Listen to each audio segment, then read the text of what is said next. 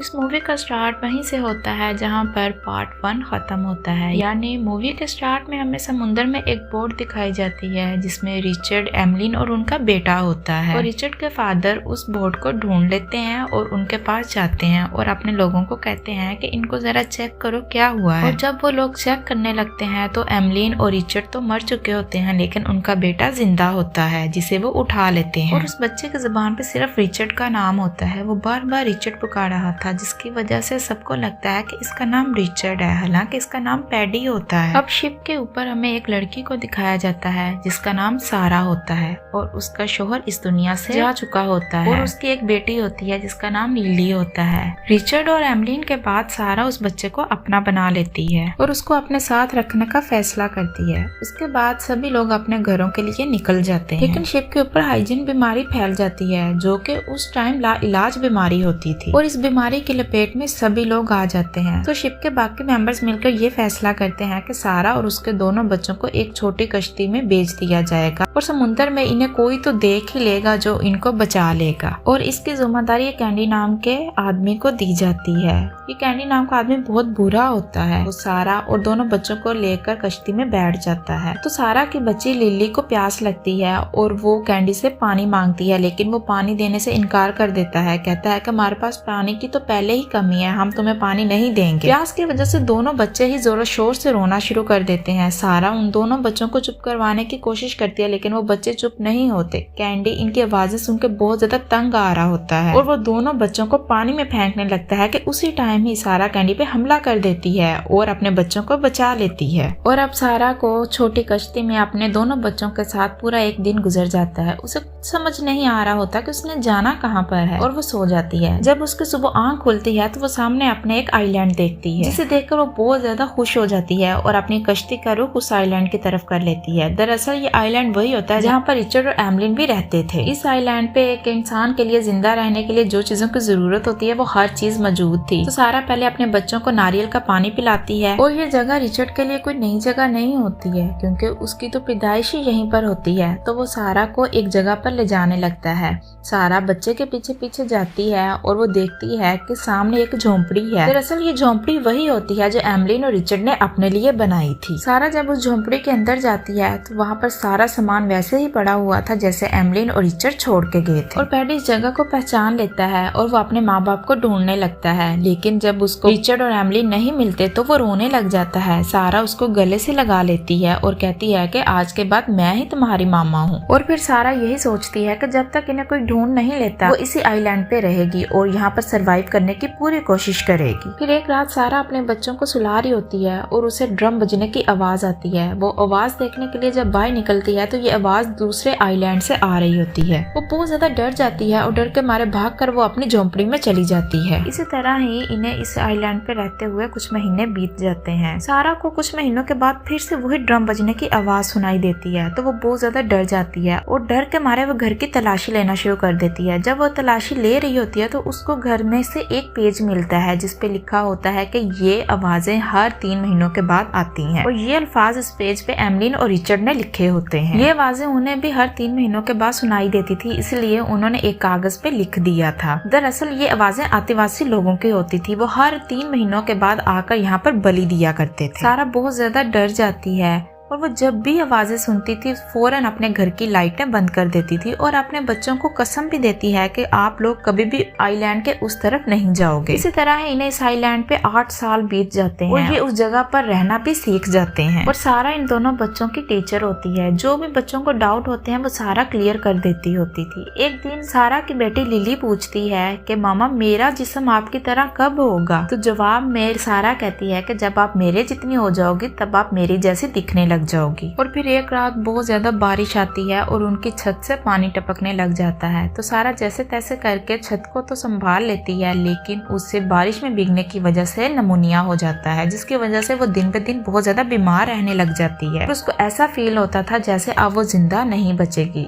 इसलिए वो बच्चों को एक दिन एक जगह पर लेकर जाती है और कहती है कि अगर मुझे कुछ हो जाए तो तुम लोगों ने यहाँ पर गड्ढा खोदकर मुझे इसके अंदर दफना देना है। और फिर कुछ ही दिनों के बाद सारा की मौत हो जाती है और बच्चे उसी जगह पर गड्ढा खोदकर ऊपर से मिट्टी डाल देते हैं। और फिर इस आइलैंड पर ये दोनों बच्चे अकेले रहना शुरू कर देते हैं और ये दोनों बच्चे ही जवान हो जाते हैं। और फिर पैडी लिली के पास जाता है और कहता है कि हम दोनों एक गेम खेलते हैं और गेम ये होता है कि उन दोनों ने अंडे छुपाने होते हैं और जो जितने अंडे छुपाएगा वही जीतेगा। और लिली इस गेम को बहुत आसानी से जीत जाती है। और फिर इसके बदले में पैडी समुद्र के अंदर जाता है और वो लिली के लिए एक मोती लेके आता है। वो मोती बहुत ही नायाब होता है और लिली को भी बहुत ज्यादा पसंद आता है। और ये दोनों ही जवान हो चुके थे जिसकी वजह से इनके हार्मोन्स भी चेंज हो रहे थे। ये एक दूसरे को नोटिस करना शुरू कर देते हैं और यही नहीं बल्कि वो एक दूसरे को छुप छुप के देखा भी करते थे। और फिर पैडी एक दिन मछलियां पकड़ने के लिए समुद्र में जाता है और उसके पीछे एक शार्क लग जाती है, लेकिन वो शार्क को हमेशा की तरह धोखा देकर बाहर आ जाता है। और जब ये बात लिली को पता चलती है तो वो काफी गुस्सा करती है और पैडी को कहती है कि आइंदा तुम उस जगह पर नहीं जाना। तो पैडी आगे से उसका मजाक उड़ाते हुए कहता है कि तुम तो बहुत ही ज्यादा डरपोक हो। और फिर रिचर्ड कहता है कि मुझे पता है कि तुम मुझे छुप कर देखती हो। और आगे से लिली कहती है कि मुझे भी पता है कि तुम मुझे छुप कर देखते हो। तो पैडी कहता है कि मैं तो तुम्हें बचपन से देखता आ रहा हूँ। इस बात का लिली को बहुत ज्यादा गुस्सा आता है और वो नाराज होकर चली जाती है। और फिर पैडी बनाने के लिए लिली के पास जाता है और दोनों ही एक दूसरे के करीब आ जाते हैं, लेकिन लिली पैडी से दूर हो जाती है और कहती है कि हमें अलग अलग सोना चाहिए। और फिर एक दिन लिली अकेली सोई होती है और जब वो सुबह उठती है तो देखती है कि उसके बिस्तर पर खून लगा हुआ है, जिसे देखकर वो पहले तो घबरा जाती है, लेकिन फिर उसको सारा की बातें याद आती हैं और उसको पता चल जाता है कि ये मेरा फर्स्ट पीरियड है। और उसके बाद फिर वो नहाने के लिए चली जाती है और वहाँ पर ही पैडी आ जाता है और लिली से पूछता है कि मैंने तुम्हारे बिस्तर पर खून देखा है, तुम ठीक हो, तुम्हें क्या कोई चोट आई है? लेकिन आगे से लिली कहती है कि तुम्हें याद है मामा ने कहा था कि जिस दिन मैं लड़की से औरत बन जाऊंगी उस दिन मेरी बॉडी से खून निकलेगा, तो ये खून वही है। अगली सुबह पैडी अपने बिस्तर में होता है और वहाँ पर लिली भी आ जाती है, लेकिन पैडी ने कपड़े नहीं पहने होते, जिसे देखकर लिली बहुत ज्यादा मजाक उड़ाती है। लेकिन पैडी उसको डांट कर वहाँ से बेच देता है और वो फिर अपनी माँ की कब्र के पास जाती है। और वहीं पर पैडी भी आ जाता है और लिली से कहता है कि माइलैंड के दूसरी साइड पे जा रहा हूँ, लेकिन लिली उसे रोकती है। तो लिली चिल्ला कर कहती है कि माँ ने वहाँ से जाने से मना किया था। तो आगे से पैडी कहता है कि वो तुम्हारी माँ थी, मेरी माँ ने, इसलिए उन्होंने जो भी बात की थी वो तुम पर लागू होती है, मुझ पर नहीं। और वो लिली की एक भी नहीं सुनता और वहाँ से चला जाता है। जब आइलैंड के दूसरी साइड पे जाता है तो उससे कुछ खोखले खोल नजर आते हैं और फिर आतिवास लोग भी नजर आ जाते हैं जो इसके पीछे भागने लग जाते हैं। और पैडी इनसे छुपने के लिए अपने जिस्म पर खूब सारी मट्टी लगा लेता है और वहीं पर छुप जाता है। उसके बाद वही आदिवासी लोग उस मूर्ति के सामने जाते हैं जहाँ पर वो बलि दिया करते थे और बलि देने की तैयारी करने लगते हैं। और पैडी ये सब कुछ छुप छुप कर देख रहा होता है। तभी वहाँ पर एक आदिवास आ जाता है और वो पैडी को देख भी लेता है, लेकिन वो पैडी को कुछ नहीं कहता और पैडी वहाँ से भाग जाता है। और पैडी को वापस आता देखकर लिली बहुत ज्यादा खुश हो जाती है और इस अरसे में इन्हें ये एहसास हो जाता है कि ये दोनों ही एक दूसरे के बगैर नहीं रह सकते हैं, इसलिए ये दोनों ही शादी कर लेते हैं। शादी के बाद ये दोनों और ज्यादा खुश रहने लगते हैं क्योंकि शादी के बाद ये दोनों एक दूसरे के बहुत ज्यादा करीब होते हैं। फिर इन्हें एक दिन समुद्र में एक शिप आता हुआ दिखाई देता है, तो ये दोनों ही लकड़ियां जलाकर उनको सिग्नल देने लगते हैं, लेकिन तभी वो देखते हैं कि एक छोटी बोट इन दोनों की तरफ ही आ रही है। तो ये दोनों ही पहाड़ी से नीचे उतरकर उन लोगों की तरफ जाते हैं और उस बोट से एक कैप्टन उतरता है। दरअसल वो पानी की तलाश में यहाँ पर आया होता है और उसके साथ उसकी बेटी सिल्विया भी होती है। यहाँ सिल्विया को लगता है कि पैडी और लिली दोनों आपस में बहन भाई हैं और वो पूछ भी लेती है, लेकिन लिली कहती है कि नहीं,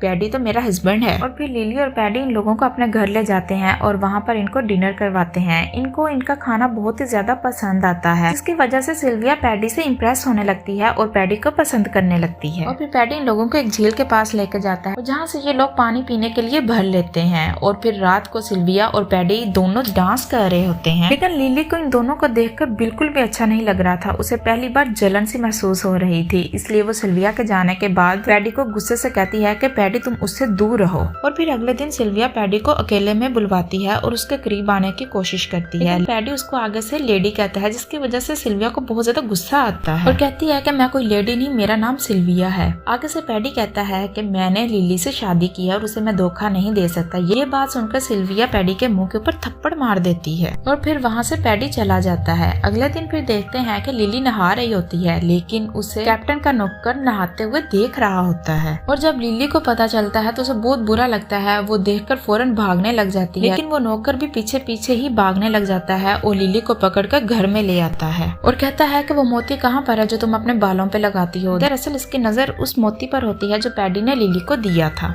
लिली अपनी जान बचाने के लिए उस मोती को दे देती है, लेकिन फिर भी वो आदमी बहुत ज्यादा लिली से बदतमीजी करता है और उसी टाइम ही पैडी आ जाता है। लेकिन उस नौकर के पास बंदूक होती है जिससे वो पैडी पर हमला कर देता है और गोली की आवाज वो कैप्टन और सिल्विया भी सुन लेती है और वो वहाँ से चले जाते हैं। पैडी अपनी जान बचाने के लिए समुद्र की तरफ भागने लग जाता है। दरअसल पैडी इस नौकर को वहाँ पर ले जाना चाहता था जहाँ पर शार्क रहती थी और जैसे तैसे करके उस नौकर को वहाँ पर ले जाता है और नौकर भी पीछे पीछे ही भाग रहा होता है और नौकर फिर नीचे गिरता है जिसकी वजह से उसके सर से खून आने लग जाता है। पैडी समुद्र के अंदर कूद जाता है और पीछे ही नौकर भी कूदता है, लेकिन उसके सर से खून निकल रहा होता है जिसकी वजह से शार्क उस नौकर तक पहुंच जाती है और उसको मार देती है। उसके बाद पैडी लिली के पास आ जाता है और कहता है कि कैप्टन यहाँ से जाना चाहता है, इसलिए अब हमें भी उनके साथ चलना चाहिए। लेकिन लिली कहती है कि मुझे यहाँ से कहीं नहीं जाना, अगर तुम्हें जाना है तो तुम जा सकते हो। और साथ ही में ये भी बताती है कि वो प्रेग्नेंट है और वो पैडी के बच्चे की माँ बनने वाली है। और ये खबर लिली के मुंह से सुन के पैडी बहुत ही ज्यादा खुश हो जाता है। लेकिन लिली अपने बच्चे को उस माहौल में जन्म नहीं देना चाहती थी जहाँ पर ऐसे लोग रहते हैं। दरअसल लिली बहुत ज्यादा डर जाती है क्योंकि कैप्टन और सिल्विया ने जो कुछ भी इनके साथ किया था उसकी वजह से इनके अंदर एक खौफ सा पैदा हो जाता है। और लिली कहती है कि मैं अपने बच्चे को यहीं पर रहकर जन्म देना चाहती हूँ। इसके बाद सिल्विया और कैप्टन वहाँ से चले जाते हैं। पैडी और लिली उसी आइलैंड पे मौजूद होते हैं और ये लोग फिर से वैसे ही अपनी जिंदगी जीना शुरू कर देते हैं जैसे पहले जीते थे। और फिर इन्हें इस आइलैंड पे रहते हुए बहुत सारे साल बीत जाते हैं और इनके यहाँ एक बच्चा भी पैदा होता है जो कि बेटी होती है। और ये इस बच्चे को भी वैसे ही पाल रहे होते हैं जैसे इन लोगों ने खुद इस आइलैंड पे सरवाइव किया था। और ये बच्चे के साथ बहुत ही ज्यादा खुश रहने लग जाते हैं और इसी हैप्पी एंडिंग के साथ ही मूवी का एंड हो जाता है। आई होप कि आप लोगों को मूवी की स्टोरी अच्छी लगी होगी और अगर अच्छी लगी है तो प्लीज लाइक जरूर कीजिएगा। Thanks for watching.